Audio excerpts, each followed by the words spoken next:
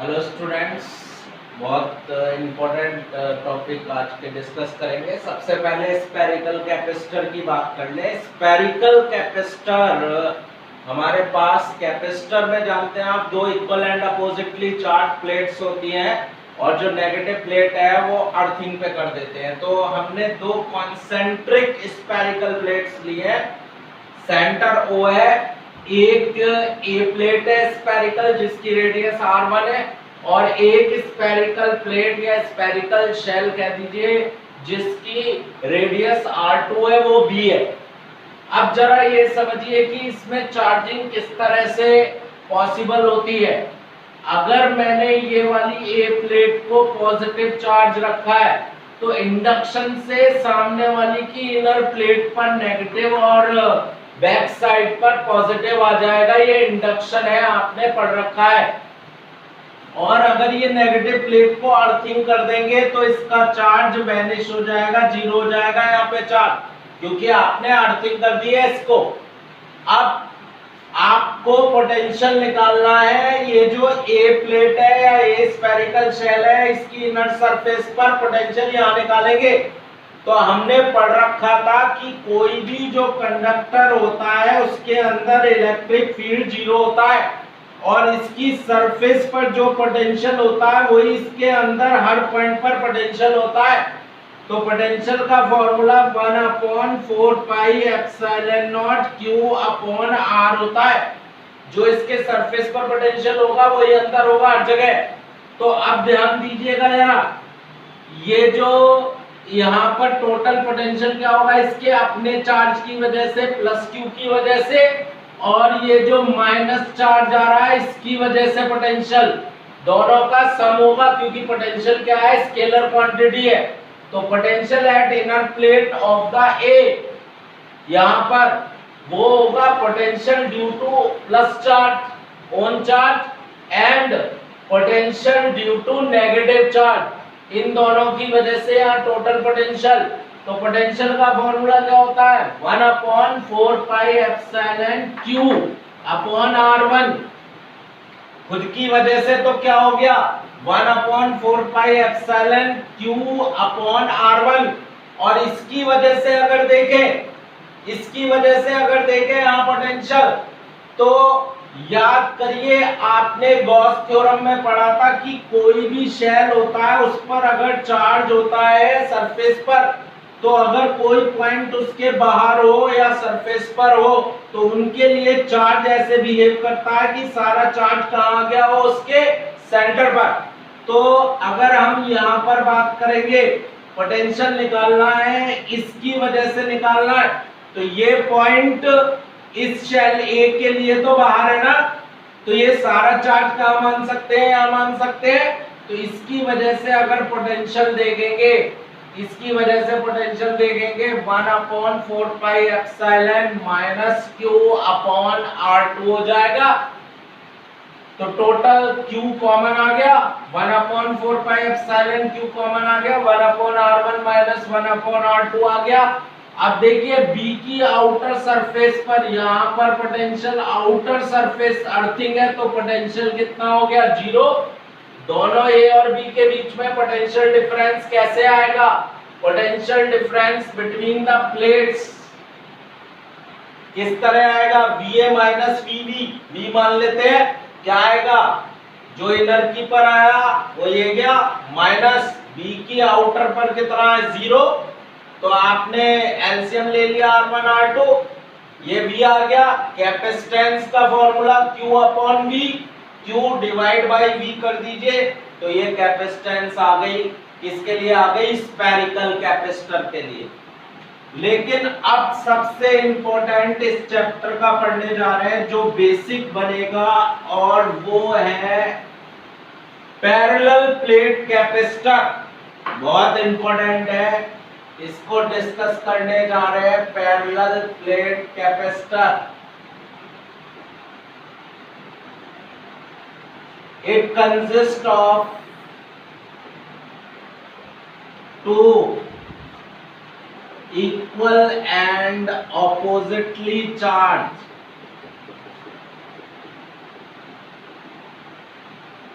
plates of equal area separated by small distance। आप ध्यान से देखिएगा, पैरेलल प्लेट कैपेसिटर की बात कर रहे हैं। ये एक प्लेट है और ये दूसरी प्लेट है, इसका एरिया सेम लेंगे, एरिया डिफरेंट भी हो सकता है, लेकिन कन्वीनियंस के लिए हम सेम एरिया लेके चल रहे हैं। एक पॉजिटिव प्लेट और एक नेगेटिव प्लेट, इनके बीच का गैप d और ये आउटर प्लेट इसकी अर्थिंग कर दी, तो ये पैरेलल प्लेट कैपेसिटर हो गया। अब ये ध्यान रखिएगा, ये जो गैप है d, it is very very smaller than the area of the plate. मतलब ये जो गैप है, ये गैप इन दोनों के साइज के कंपैरिजन में स्मॉल है। मतलब अगर d को ये मिलीमीटर में लिख सकता हूं और ये एरिया सेंटीमीटर स्क्वायर या मीटर स्क्वायर एरिया का होगा, मतलब ये जो गैप है इनके बीच का, ये बहुत कम है। यही तो हमें इसकी कैपेसिटेंस बढ़ाने में हेल्प करेगा, यही फैक्टर d। तो सबसे पहली बात समझने की कोशिश करिए, जरूरी नहीं है ये दोनों पैरेलल प्लेट रेक्टेंगुलर या स्क्वायर हो, ये सर्कुलर प्लेट भी हो सकती थी, ये इस शेप की भी हो सकती थी। तो इनका एरिया कैसे आ जाएगा आपके पास, पाई आर स्क्वायर। आर इन प्लेट्स की क्या है, रेडियस है, तो इसका एरिया क्या हो जाएगा, वहां पर सर्कुलर होती तो आप पाई आर स्क्वायर रख देंगे एरिया। अब इसे समझने की कोशिश करिए, ये पैरेलल प्लेट कैपेसिटर है, इस प्लेट से इलेक्ट्रॉन इस प्लेट पर देते जा रहे हैं। ये कंडक्टर है, कंडक्टर में फ्री इलेक्ट्रॉन, यहाँ के इलेक्ट्रॉन निकालकर इस पर दिए जा रहे हैं। तो चार्जिंग कैसे हो रही है, चार्ज कैसे स्टोर कर रहा है, ये समझिए। यहाँ से इलेक्ट्रॉन निकालकर इसे देते जा रहे हैं, तो यहाँ पॉजिटिव चार्ज बढ़ता जा रहा है या नेगेटिव चार्ज, इस तरह से चार्ज स्टोर कर रहा है। और चार्ज इसका बाउंड है, bound between the two plates, ये गया यहां बाउंड है, बाउंड एनर्जी, इस कैपेसिटर की एनर्जी बाउंड है इन्हीं दो प्लेट के बीच में। ऐसा नहीं है कहीं तक एनर्जी डिस्ट्रीब्यूट हो रही है, इसीलिए ज्यादा से ज्यादा क्या कर सकता है, एनर्जी या चार्ज को स्टोर कर सकता है।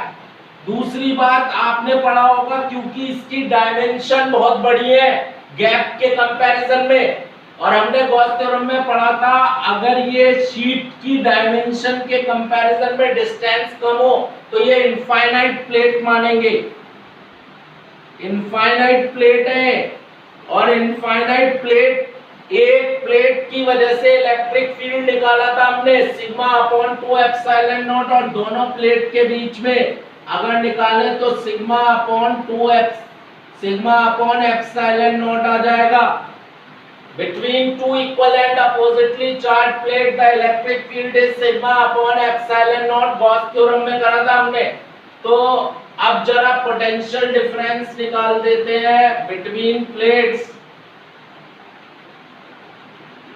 तो क्या फॉर्मूला होता है पोटेंशियल डिफरेंस का, आपको पता होना चाहिए, E into distance D, V is equals two into R, पढ़ चुके हैं आप। E की वैल्यू कितनी आ गई, sigma upon epsilon naught. Sigma की value, what is sigma, sigma क्या है, सरफेस चार्ज डेंसिटी, चार्ज पर यूनिट एरिया। ये आ गया पोटेंशियल डिफरेंस बिटवीन प्लेट। अब आपको क्या फाइंड करना है, कैपेसिटेंस फाइंड करनी है। तो कैपेसिटेंस का क्या फॉर्मूला होता है, कैपेसिटेंस का फॉर्मूला होता है Q अपॉन V। तो आप V की वैल्यू रख दीजिए, कितनी आ गई V की वैल्यू आपके पास, Q upon A epsilon not D, Q से Q कट गया, C not A epsilon not over D, ये आ गई कैपेसिटेंस। पैरेलल प्लेट कैपेसिटर की capacitance A epsilon not over D आ गई, यानी कि आपके पास बहुत इंटरेस्टिंग बात समझ में आई क्या, कि ये जो कैपेसिटेंस है पहले भी बताया था Q और V पर नहीं डिपेंड करती, डायमेंशन पर डिपेंड करती है, वो बात यहां से आ गई। Capacitance directly proportional to area of plates, dimension of the plates, यानी कि C और A में graph it will be a straight line. और दूसरा फैक्टर जिस पर ये डिपेंड कर रही है C inversely to D, what is D? Separation between plates. अब यही सबसे इंपॉर्टेंट है, दूसरा वाला फैक्टर सबसे ज्यादा इंपॉर्टेंट आ गया कि आपके पास जो कैपेसिटेंस है वो D के इनवर्सली है, जितना कम गैप कर दोगे इनके बीच में उतनी कैपेसिटी बढ़ जाएगी चार्ज स्टोर करने की, यानी कि C और D में इनवर्सली का आएगा। और तीसरा सबसे इंपॉर्टेंट फैक्टर जिस पर ये डिपेंड करेगी, तीसरा डिपेंड करती है इफ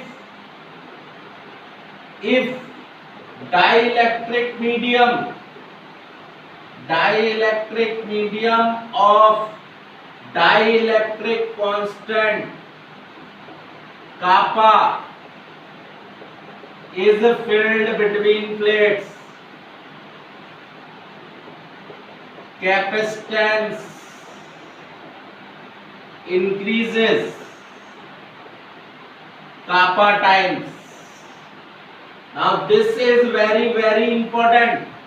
अगर आप इन प्लेट्स के बीच में कोई डाइलेक्ट्रिक मीडियम भर देते हैं, जैसे पानी भर दीजिए, जैसे माइका लगा दीजिए, जैसे पेपर रख दीजिए, तो कैपेसिटेंस का फॉर्मूला कितना आया था? अभी आपने ड्राइव करा था A epsilon not upon D। वो जो नॉट लगाते थे वो किस लिए था? Free space.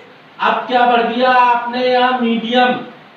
तो एप्सिलॉन नॉट की जगह क्या आ जाएगा? एप्सिलॉन आ जाएगा, permittivity of medium. What is this? Permittivity of medium आ जाएगी। ठीक है, अब ध्यान रखिए, सिंस पढ़ चुके हम K की वैल्यू क्या होती है? Epsilon upon epsilon not. तो यहां से एप्सिलॉन की वैल्यू कितनी हो गई? कापा एप्सिलॉन नॉट, या इसी को क्या भी कह सकते हो आप? एप्सिलॉन आर भी कहते हैं, मर्जी है, रिलेटिव परमिटिविटी। तो C की वैल्यू क्या आ गई? A एप्सिलॉन की जगह क्या लिख सकते हो? Epsilon naught kappa upon D। ये क्या हो गई? ये अभी पढ़ी थी कैपेसिटेंस हो गई जब फ्री स्पेस था। तो मीडियम बढ़ने पर कैपेसिटेंस कितने टाइम्स बढ़ गई? कापा टाइम्स बढ़ गई। तो अगर दोनों प्लेट्स के बीच के मीडियम भर देते हैं, दोनों के बीच डाइलेक्ट्रिक मीडियम, तो कैपेसिटेंस कापा टाइम्स बढ़ जाती है। बहुत इंपॉर्टेंट। अब जरा बात को समझने की कोशिश करिए। Can a capacitor of 1 farad possible? Can a capacitor of 1 farad parallel plate possible? क्या पैरेलल प्लेट कैपेसिटर 1 फैराड का पॉसिबल होगा? तो चेक करते हैं, होगा नहीं होगा। तो C का फॉर्मूला क्या आया था? A epsilon not over D। C1 रखिए, एरिया निकालना है, एप्सिलॉन नॉट कांस्टेंट है, और D मान के चलते हैं 1 मिलीमीटर ले लिया, कुछ भी ले सकते हो आप, कम से कम 1 मिलीमीटर, 2 मिलीमीटर, तो 10 माइनस 3 मीटर आ गया। तो एरिया अगर सॉल्व करेंगे, इसका order 10 raise to the power 9 metre square आ जाएगा। Area of the plate 10 raise to the power 9 metre square, यानी 1 फैराड का पैरेलल प्लेट कैपेसिटर बनाने के लिए प्लेट्स का एरिया 10 की पावर 9 मीटर स्क्वायर होना पड़ेगा, विच इज टू लार्ज। बहुत बड़ी प्लेट्स है, पॉसिबल नहीं है, नॉट पॉसिबल। इसीलिए आपको न्यूमेरिकल में न्यूमेरिकल में क्या दिया होगा, 1 माइक्रोफैरड माइनस 6 फैरड, 1 माइक्रोफैरड यानी पिकोफैरड, 10 minus 12 farad, 1 मिलीफैरड 10 minus 3 farad, 1 nano farad 10 minus 9 farad.